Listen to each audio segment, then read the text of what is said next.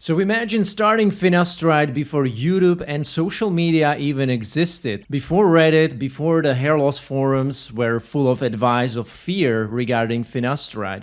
And today's guest did exactly that. For 20 years, he have been on Finasteride, and in today's video, he will share with you what really happened. One little disclaimer before we start with this podcast. This video does not constitute medical advice. It is just two guys talking about Finasteride. So if you are interested in saving your hair with Finasteride, needing a prescription, please consult a doctor or medical professional before using Finasteride. Robin, thank you for joining us on Let's Get Hair, and glad to have you here. Thanks, Matt, for having me. Happy to be here and answering some questions about Finasteride. I know many people have. Awesome. Yeah, we got to know each other earlier this year, and you mentioned that you have been using Finasteride for like 20 years. You look very young, and people will now be definitely like weirded out. Like how is this guy has been on Finasteride for 20 years? 21, actually, to be more precise. I started when I was 21, and I'm 42 now. Like when you told me how old you were, like I couldn't believe that. Let's talk about maybe your first incidents with hair loss. How did you actually notice your hair loss? Did somebody point it out to you, or did you notice it by yourself? Yeah, it was actually a bit of both, but I mostly noticed by myself. So when I was around 20, during that time I had slightly different haircut than what I have now, but it's kind of similar. Like I had like spiky hair that was trendy at the time.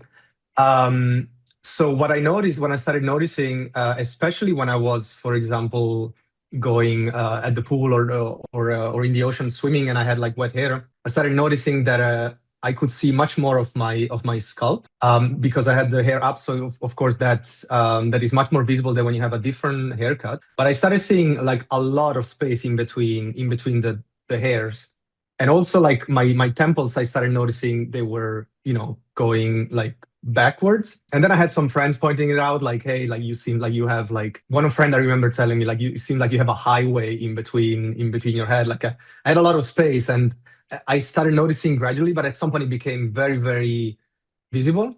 And so it was not like hair loss, because I didn't have hair falling. It was hair thinning. So my hair had been and still are like thin. I don't have like thick hair. Never had. I started having like thinning hair. So like you would notice like a lot of space in between. It's an interesting point you mentioned, that some people notice that they lose hair by the sheer amount of volume of hair that falls every day. And you were the other group where it's maybe like diffuse thinning, and it starts to happen gradually. And if you cannot catch this early, then you might be in trouble, because it's kind of like a very silent way of hair loss, kind of letting you know that you are in trouble. Tell me about what was your first thinking process at that point, because there were no YouTube, social media kind of showing you what's possible, what's out there. So how did you go about finding a solution? At probably it's like 2005. That was the year when you decided to start. Like around 2003, 2004, like that I started noticing. I mean, since I was 21, the first thing I did was panic.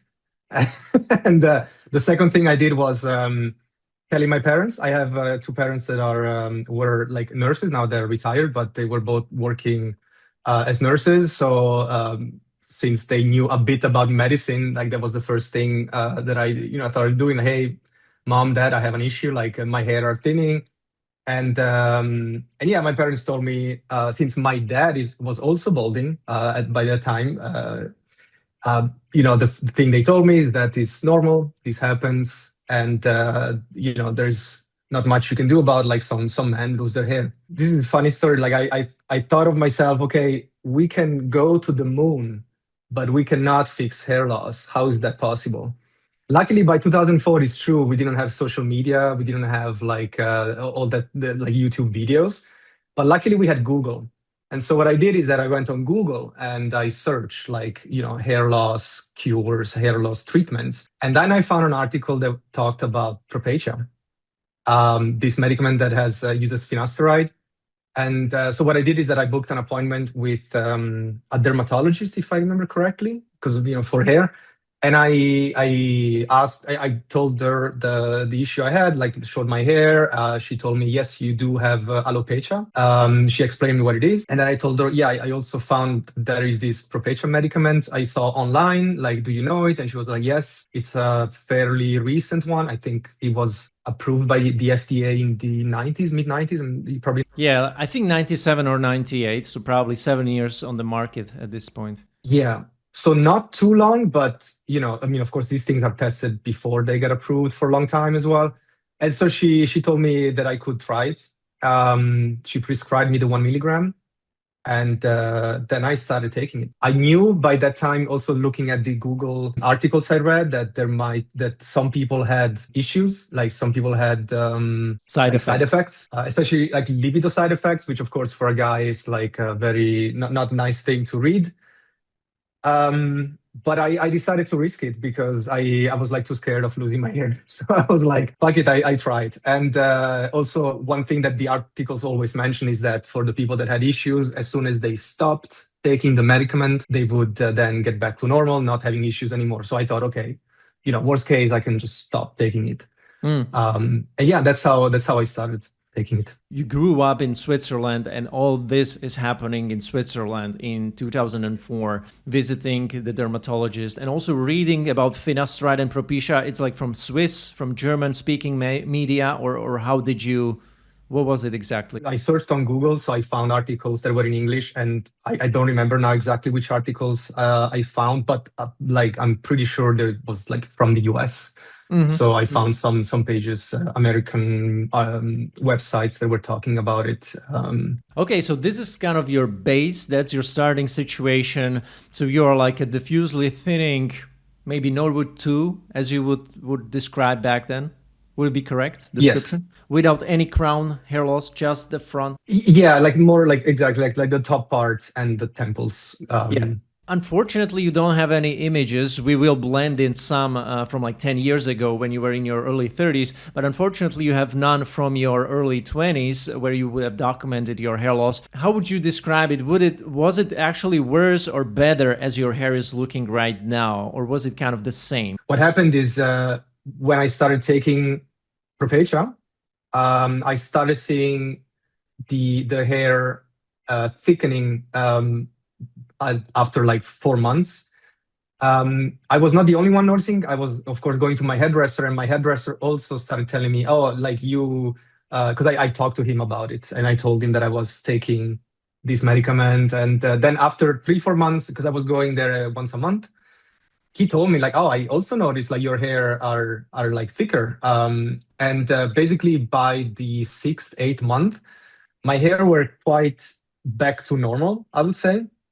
And then they stayed. And I remember my hairdresser telling me like, oh, if they stay like this, I would, because my hairdresser was also bald. He was actually completely bald.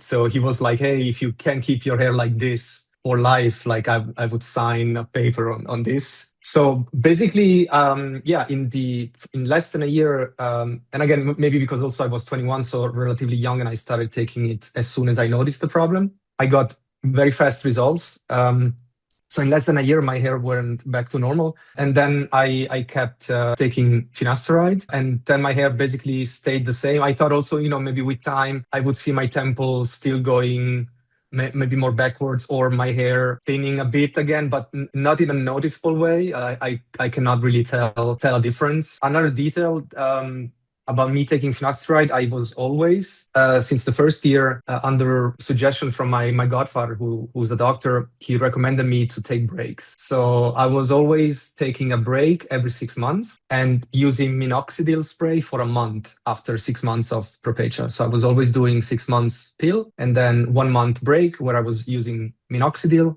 spray, and then back after a month, back to Propecia. I think I remember I did it once. many years ago. I think after 3 years, I tried once to take a longer break. If I remember correctly, after 3 or 4 months, but again, then I don't know if it was like psychological or so. I thought that my hair was starting thinning again. So I think that was the longest break I took, 3 or 4 months. But then when I noticed my hair seemed to me at least that they were thinning again slightly, then I just went back and kept doing the 1 month break every 6 months. So maybe 10, 11 months of regular usage of finasteride per year with the breaks. If we, yeah.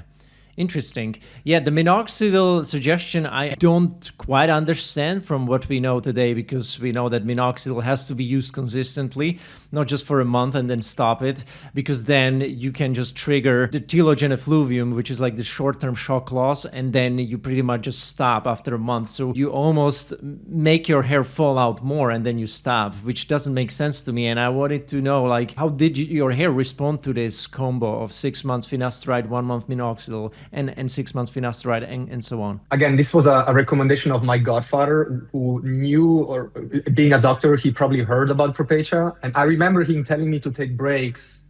I think his exact words were like, this is about your balls, so you want to be careful. I think his recommendation was, since he probably read some articles too, that it's good to take a break once in a while. Probably maybe my usage of minoxidil was completely useless. It was just to take 1 month break. So if you take a month break, you don't notice any degradation, like it's not visible. It's too much of a short time. So I don't know if actually this break was ever useful in any way. I think it was just a recommendation from my godfather that I followed as I guess, a precaution. My guess is maybe if I don't take this month break, you probably can tell me better because you're more of an expert.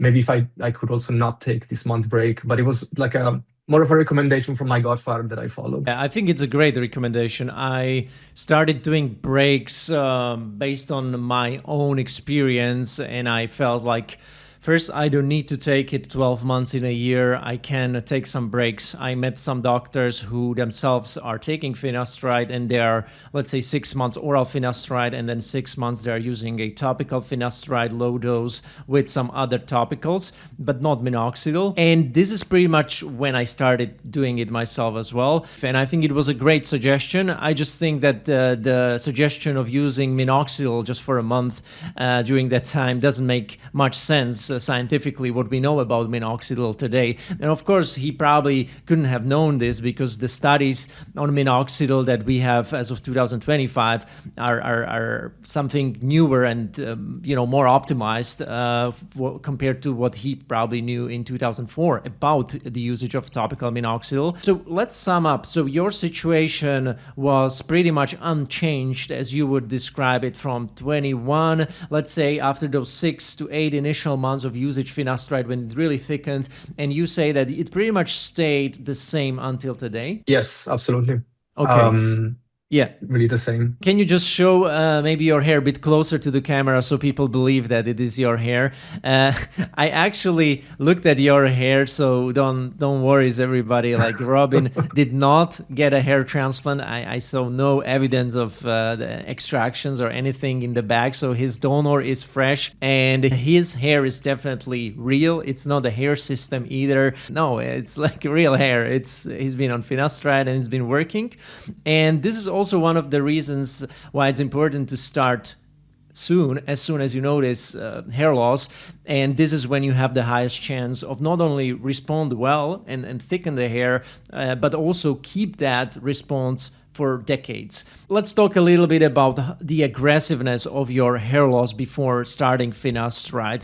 So we talked about that you noticed hair loss, you were like a Norwood 2, but how quick was that hair loss worsening in your early 20s? Did it happen in a year? Did it happen already in your teens? How fast was this initial hair loss trigger? Yeah, I think from what I remember, probably I would say around a year. I think there was this 1 year where like I was 20 that it accelerated. The thing is, when hair thinning happens so gradually and you look at yourself in the mirror every day, that it's very hard to know exactly when it starts, but you definitely reach a point where it's like, hey, wait a sec, I was not seeing so much scalp on my head before. So I think it was probably a year, but it's hard for me to tell you how aggressive, how fast it was going. Yeah, I also remember other people that I noticed had thinning hair in their 20s. Like when after I started taking finasteride, I noticed that some classmates of mine and friends, they had quite aggressive hair thinning, and then it seemed to like maybe plateau a bit and then maybe get worse slowly. So in my case, I don't know what would have happened if I did not take finasteride. But for me, I think it was the 1 year window where then it became evident. You also mentioned that your father has been balding also throughout that time.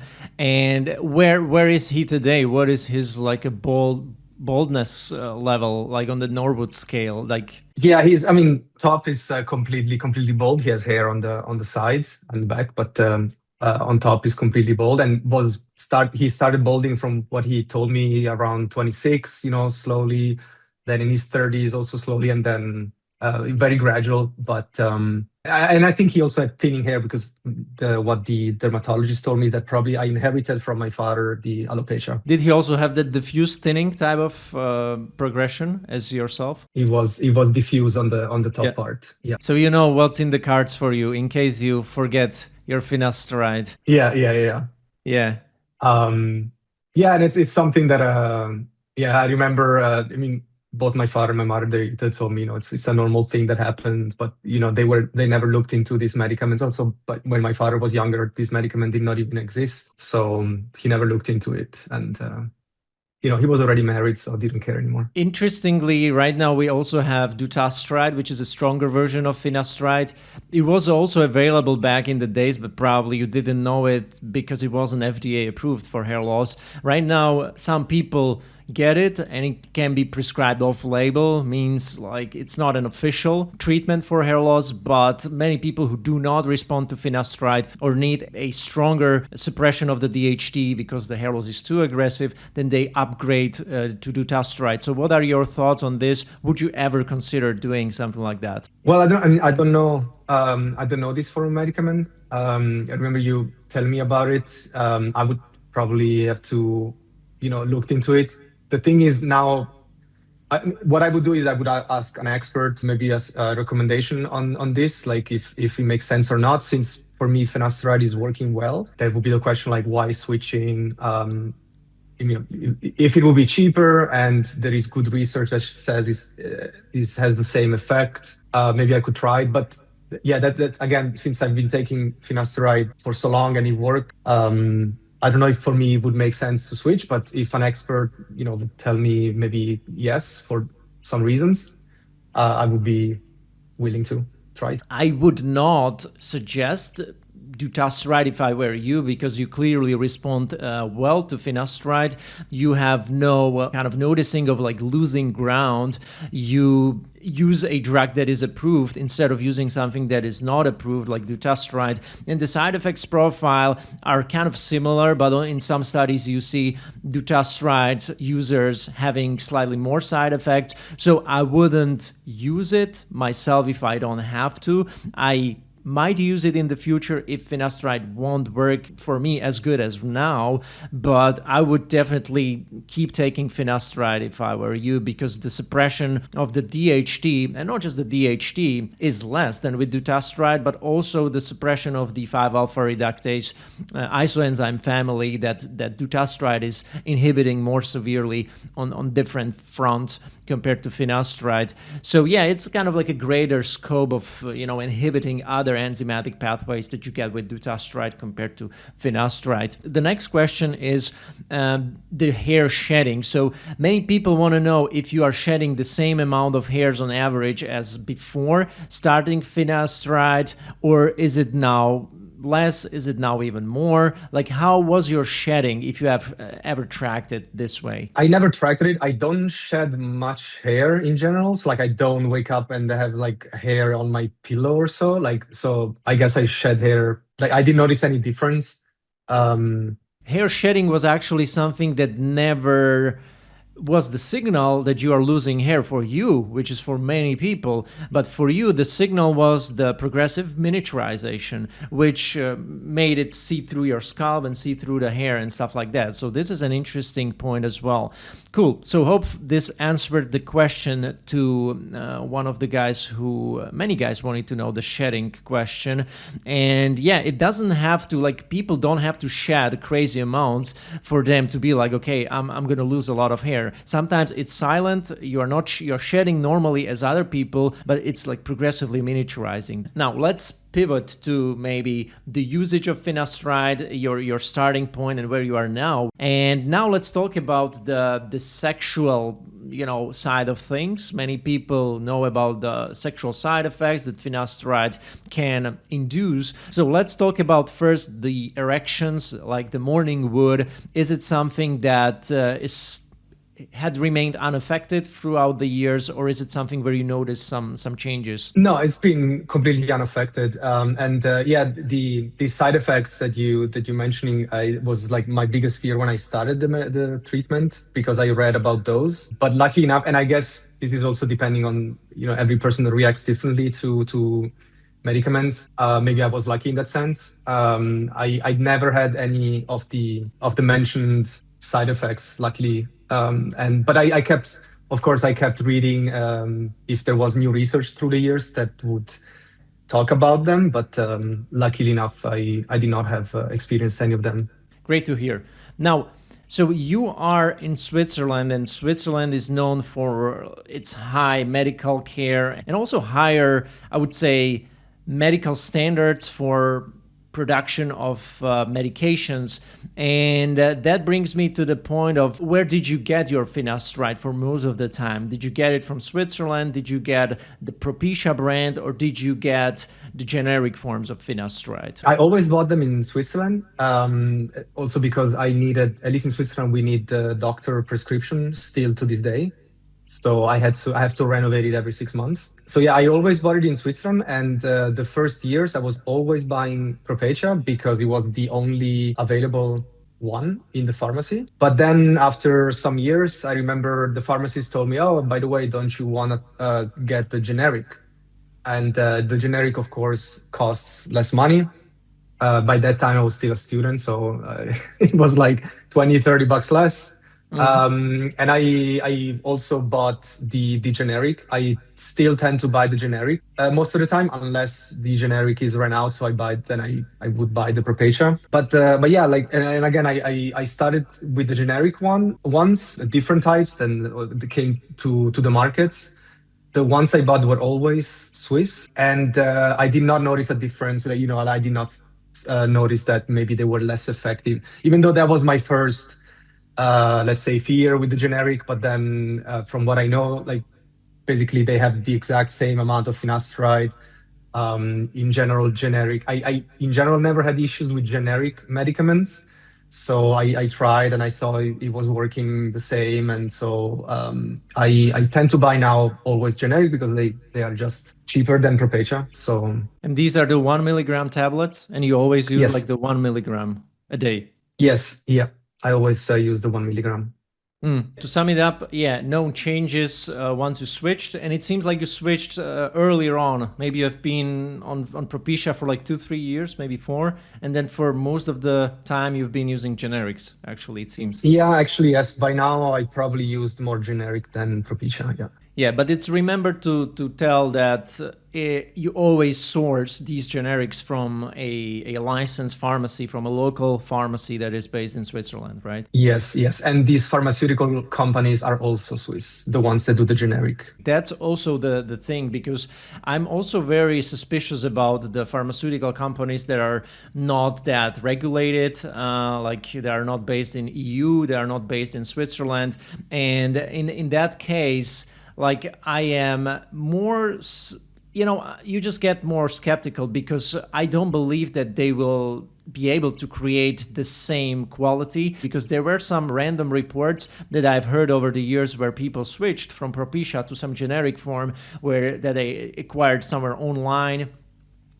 from some other pharmacies, or maybe kind of pharmacies, but not really. And then they seen a massive difference in a way how it worked. They suddenly get like a lot of hair shedding, and it doesn't seem to be the same. And in these cases, I just advise people to just switch back to the Propecia, or just get a prescription and get some form of generic version from your local pharmacy that is ideally in a country with high with higher regulations in the medical and pharma industry, where you can be sure that it's going to be, a good quality one.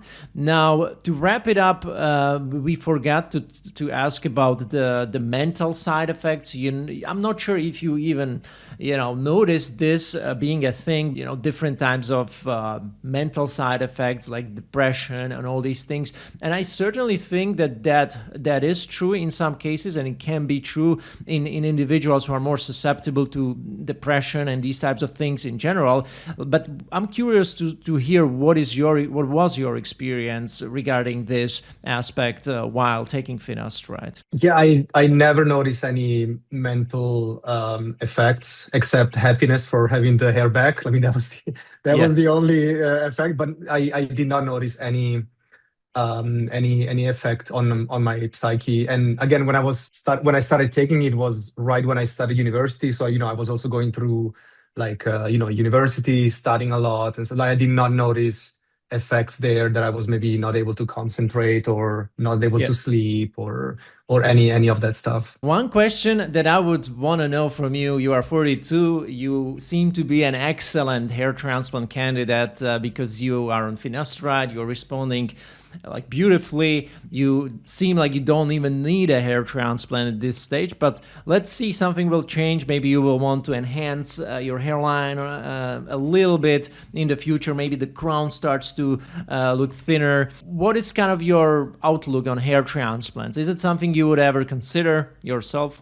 For sure. Like if I would see that for me finasteride would not work well anymore, I would look into it. I have friends that did hair transplant. I know it's like many people doing it. So I would definitely consider it, but not until I would see a problem. Like I would not decide to stop finasteride to then do the hair transplant instead.